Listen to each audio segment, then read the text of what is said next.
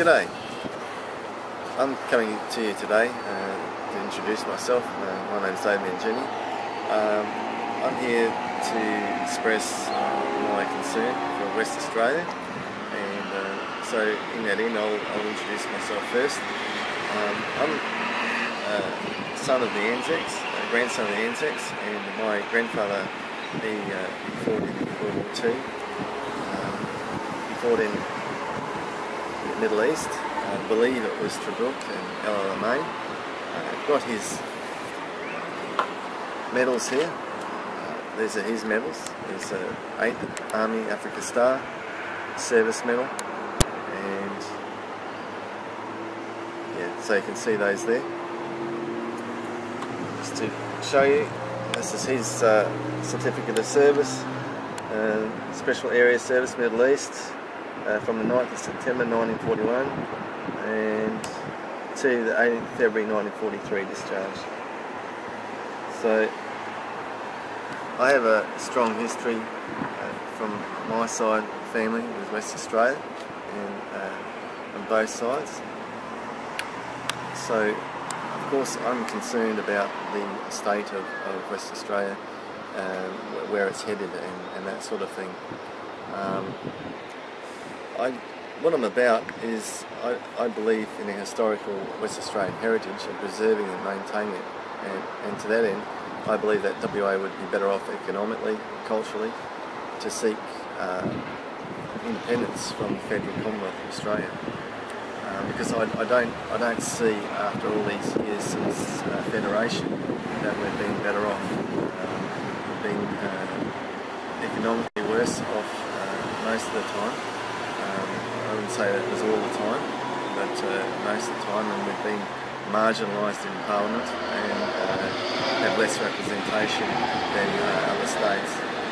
So it's unfairly divided.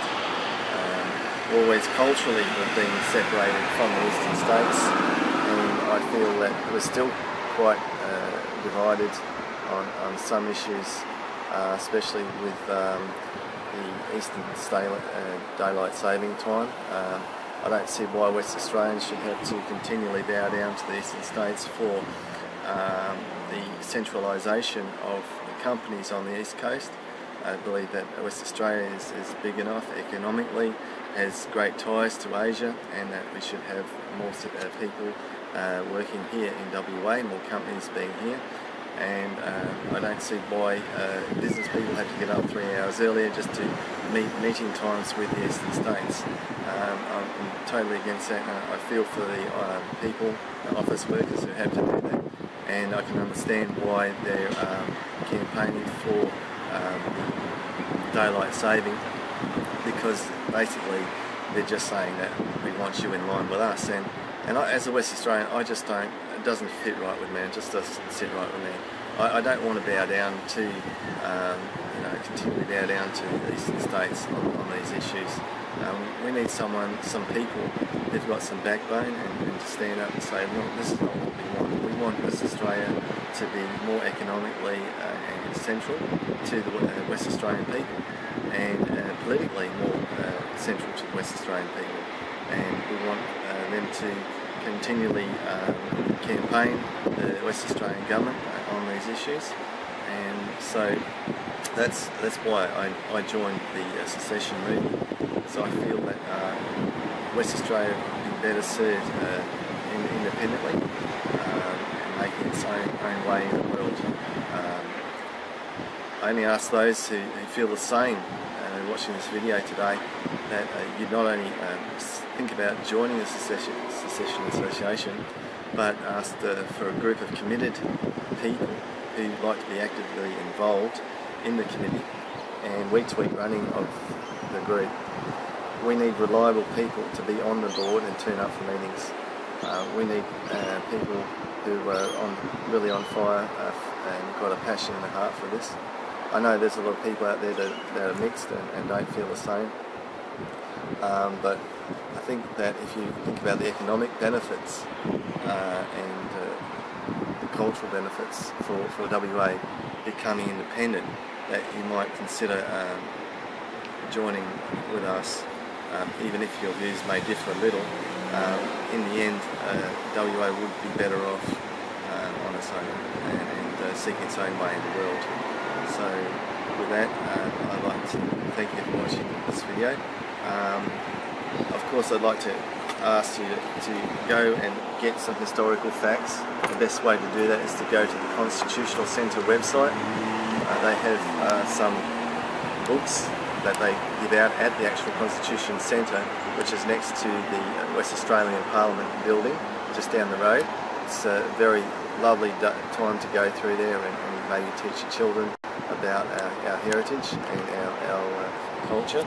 And Foundation Day is coming up, and I'd like to ask anyone who is normally in the backyard with a beer or mowing the lawn or doing whatever they're doing to maybe just think about what Foundation Day is about. And that's what I'm about promoting our historical heritage and our culture. There's a lot of people, especially new people coming here, feel that we don't have a culture and they can't see it. But you know, when they see Anzac Day, the parades, and they see certain aspects, and they start to think, oh, well, what's this? But we need to show it every day. We need to show it in our actions and be more involved through events. So Proclamation Day is also a part of this history. And in 1890 we become an independent colony with the Queen's assent, and we'd like to continue going back towards that where we were before, but obviously in a very different setting with our economic benefits here. I'd like to encourage you to write to your Member of Parliament and tell them that we'd like Foundation Day. In my mind, I think it'd be fantastic if it could be as big as Australia Day, because that's our Foundation Day. It's very important to West Australia, and instead of mowing the lawn on this day, maybe have a think about what Foundation Day is all about. And I'd like to see people, you know, do some reenactments around the state, get involved and make some inquiries into what happened at that time in your area, in your town, in your city, and what happened during that time, and maybe make some reenactments on those days and how people were feeling. Get involved in that way. All I can do is ask the people of West Australia to think, reflect, and with our history, in our hearts, we can look forward to the future, and we know where we're going. David, I heard in 1933 about a referendum. Could you touch on the referendum and why the Premier of Western Australia hasn't declared a unilateral declaration of independence as voted upon by the people? What do you think about that situation? Well, the unilateral declaration of independence is quite different to what was going on at the time. At the time we were just seeking to secede from the Federation, and we were seeking to become our own colony under the Commonwealth of Nations, which Australia is still a part of the Commonwealth of Nations, with the Queen coming here for the Chogam meeting in Perth.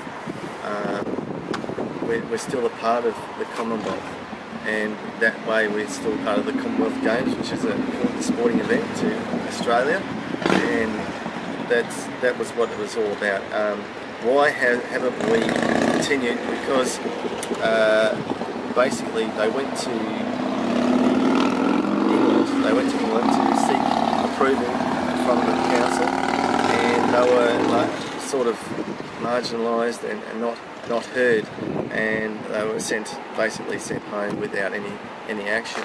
That is a fault of Her Majesty's government, I think, for not representing the people of West Australia at that time, and I feel that we've been severely let down at that time, because the people of West Australia really did majoritively vote for secession. And in this case, now I think that we need just to perhaps go ahead and ask the Premier to look at what happened in that time of secession. It was a vote, an overwhelming vote, and all those documents and bills are still sitting there filed away. They just need to be pulled out and dusted off and to be brought back into public opinion. Thanks, David.